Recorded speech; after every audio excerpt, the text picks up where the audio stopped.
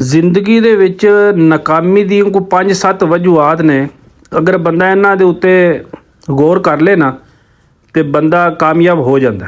ਠੀਕ ਹੈ ਜੀ। ਪਹਿਲੀ ਵਜ੍ਹਾ ਤਾਂ ਇਹ ਹੈ ਕਿ ਬੰਦਾ ਆਪਣੀ ਗਲਤੀ ਜਦੋਂ ਦੂਸਰੇ ਦੇ ਪਾਉਣ ਦੀ ਕੋਸ਼ਿਸ਼ ਕਰਦਾ ਨਾ, ਸਮਝ ਲਓ ਉਹਦੀ ਅਸਲ ਨਾਕਾਮੀ ਦੀ ਵਜ੍ਹਾ ਇਹ ਹੀ ਹੈ ਕਿ ਵੀ ਆਪਣੀ ਗਲਤੀ ਅਗਲੇ ਦੇ ਪਾਉਣ ਦੀ ਕੋਸ਼ਿਸ਼ ਕਰਦਾ।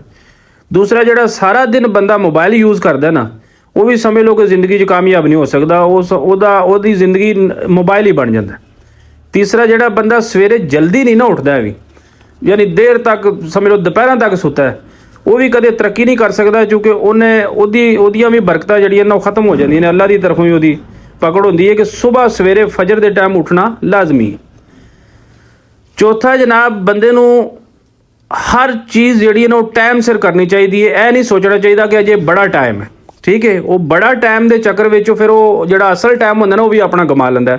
ਉਹਨੂੰ ਸਭ ਤੋਂ ਪਹਿਲਾਂ ਜ਼ਿੰਮੇਵਾਰੀ ਉਹਦੀ ਇਹ ਹੀ ਹੁੰਦੀ ਹੈ ਕਿ ਵੀ ਉੱਠ ਕੇ ਉਹ ਆਪਣਾ ਕੰਮ ਕਰੇ, ਜਿਹੜਾ ਵੀ ਹੈ, ਭਾਵੇਂ ਉਹ ਛੋਟਾ ਹੈ ਭਾਵੇਂ ਵੱਡਾ ਹੈ, ਕੰਮ ਨੂੰ ਕਦੇ ਵੀ ਛੋਟਾ ਵੱਡਾ ਨਹੀਂ ਸਮਝੀਦਾ। ਠੀਕ ਹੈ। ਤੀਸਰਾ, ਉਹ ਇਹ ਜ਼ੇਨ ਦੇ ਵਿੱਚ ਚੌਥਾ ਉਹ ਸਮਝਦਾ ਹੈ ਕਿ ਬਈ ਮੇਰੀ ਕਿਸਮਤ ਸਹੀ ਨਹੀਂ ਹੈ ਵੀ, ਹਾਲਾਂਕਿ ਇਹ ਵੀ ਝੂਠ ਹੈ।